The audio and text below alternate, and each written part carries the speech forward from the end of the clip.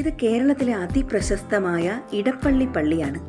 കൊച്ചിയിലാണ് ഈ ക്രൈസ്തവ ദേവാലയം. ഏഷ്യയിലെ ഏറ്റവും വലിയ സെന്റ് ജോർജ് തീർത്ഥാടന കേന്ദ്രങ്ങളിലൊന്നായ ഇടപ്പള്ളിക്ക് നൂറ്റാണ്ടുകളുടെ പാരമ്പര്യമുണ്ട്.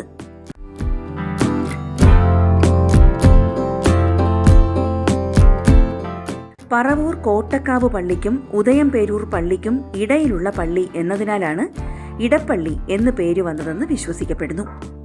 AD 593 പുരാതന പള്ളി സ്ഥാപിച്ചത്.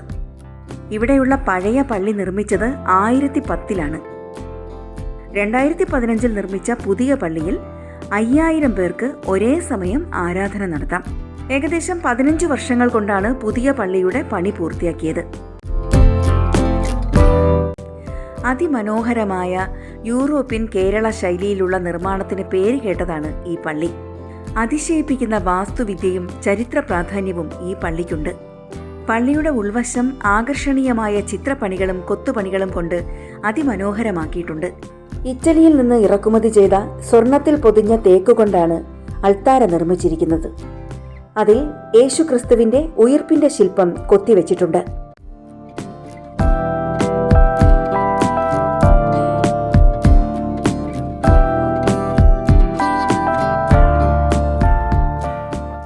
പള്ളിയുടെ വശത്തുള്ള അൾത്താരയിൽ വിശുദ്ധന്റെ തിരുരൂപം നമുക്ക് കാണാം. ഇവിടെ വിശ്വാസികൾ മെഴുകുതിരി കത്തിക്കാറുണ്ട്.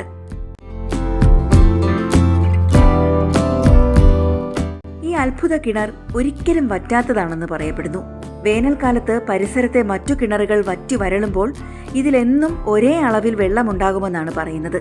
മാത്രവുമല്ല, ഈ വെള്ളം രോഗസംഹാരിയാണെന്നും വിശ്വസിക്കപ്പെടുന്നു.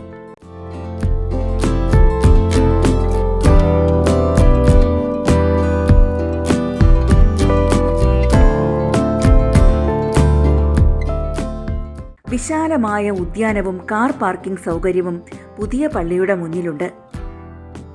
എറണാകുളം സൗത്ത് റെയിൽവേ സ്റ്റേഷനിൽ നിന്നും ആലുവയിലേക്കുള്ള വഴിയിൽ 6 കിലോമീറ്റർ സഞ്ചരിച്ചാൽ പള്ളിയിലെത്താം.